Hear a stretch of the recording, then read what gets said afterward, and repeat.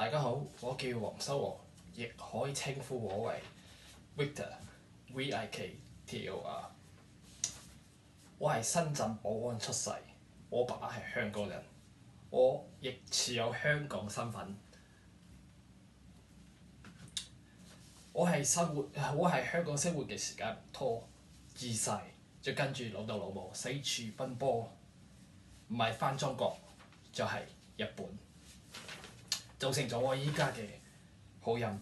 不過呢啲經歷冇改變到我作為香港人對於香港人嘅身份認同，對香港民族嘅憧憬。係1841年嘅1月26號，英國正式接管香港嘅時候，我哋就已經注定同中國分道揚鑣。而1997年，根據聯合國憲章嘅第11章，英國本來應該俾香港人嘅獨立嘅機會，被中國以武力威脅抹殺，造成今日如斯田地。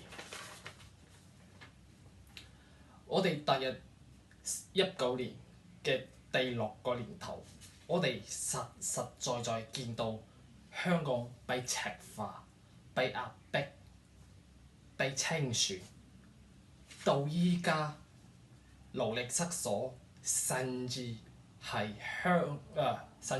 海外凋零。今日香港群眾就係身處陳浩天講嘅黑夜之中，而我哋香港民族黨就係同大家講，希望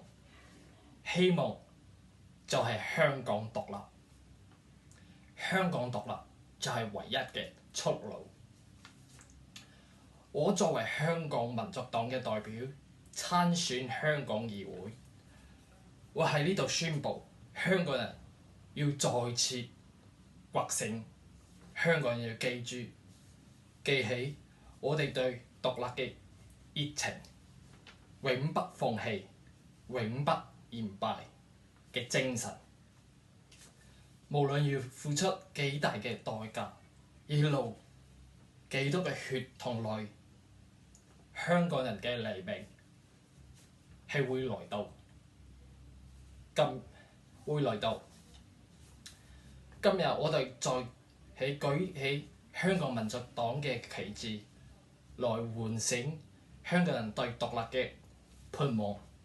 多謝大家，香港萬歲！Es lebe Hong Kong, my lieber Land, my über alles lieber Land.